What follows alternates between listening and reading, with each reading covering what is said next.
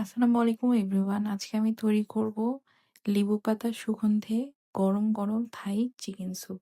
এটা একদম হেলদি একটা স্যুপ। ঘরোয়া স্টাইলে আমি আজকে তৈরি করে দেখাবো। এই জন্য আমার চিকেন লাগবে। তো আমি চিকেনের পিসগুলা কেটে ধুয়ে নিয়েছি।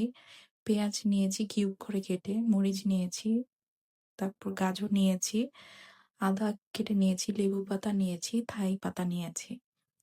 তো আপনারা স্ক্রিনে দেখতে পাচ্ছেন। এখন আমি এটার মধ্যে ৪ কাপ পরিমাণ পানি দিয়ে আমি এই সবগুলো উপকরণ ফুটিয়ে নিব। তো আমি ফোটানোর জন্য দিয়ে দিয়েছি। তো এই পর্যায়ে আমি আ আমি চিকেনটা একটু তুলে সামান্য ম্যাশ করে নিয়েছি। কারণ আস্ত, আস্ত চিকেন তো আসলে স্যুপে খাওয়াটা ভালো দেখায় না।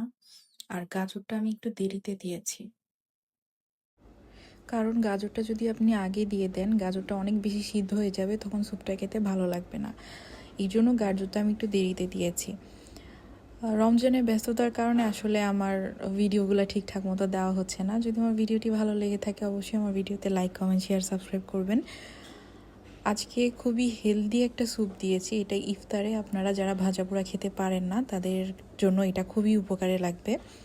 এখন এই পর্যায়ে আমি ফুটে আসার পরে আমি একটু সামান্য কর্নফ্লাওয়ার গুলিয়ে এটার মধ্যে দিয়ে নিয়েছি। তো তৈরি হয়ে গিয়েছে আমার একটা হেলদি লেবু পাতার সুঘ্রাণে আমার ঘরোয়া স্টাইলের থাই চিকেন স্যুপ।